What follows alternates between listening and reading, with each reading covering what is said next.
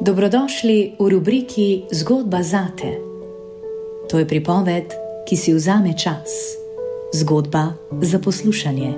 Zgodba za ta trenutek. Pravljice za vse generacije Lavričeve knjižnice Ajdovščina.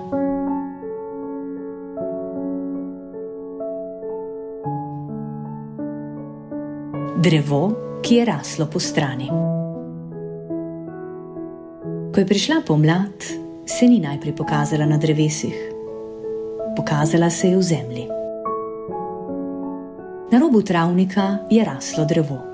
Ne visoko, ne ravno. Raslo je po strani. Proti poti, proti ljudem.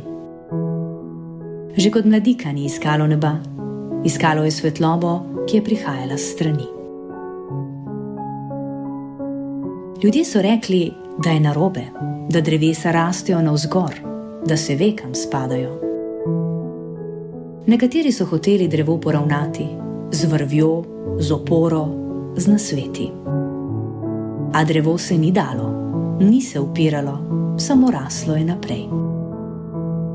Vsako leto malo bolj po strani, ne hitreje kot druga, ne počasneje, le drugače. Ko so bile veje še tanke, so govorili, še je čas.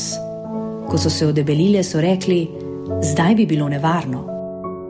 In tako je drevo raslo naprej, brez popravkov. Senca, ki jo je delalo, ni bila pravilna. Ni padala tja, kjer so jo pričakovali. Padala je čez pot, čez klop, čez tiste, ki so se ustavili. Otroci so sedeli pod njim, ne zato, ker bi bilo tam najlepše, ampak ker je bilo tam ravno prav. Ko je prišla prva večja nevihta, so rekli, zdaj bo padlo, zdaj se bo pokazalo. Veter je vlekel, dež je pritiskal, drevo je škripalo, a ni padlo. Ni se držalo naravnost, držalo se je globoko. Korenine so šle tja, kamor deblo ni moglo. Po nevihti so ljudje gledali tla, ne krošnje, iskali so razpoke, iskali so dokaze. Nekdo je rekel, morda ni raslo narobe, drugi je odkimal, a ni več vztrajal. Ker so videli, da drevo ni izbiralo smeri, izbralo je možnost. Ko so čez leta podirali druga drevesa, so tega pustili. Ne zaradi usmiljenja, zaradi zaupanja.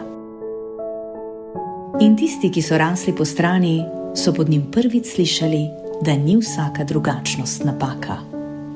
Včasih je samo odgovor na svetlobo, ki pride od strani.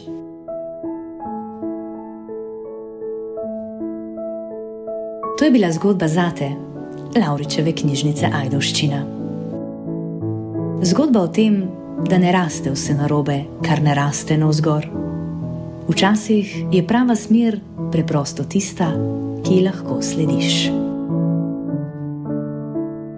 Hvala, ker ste prisluhnili.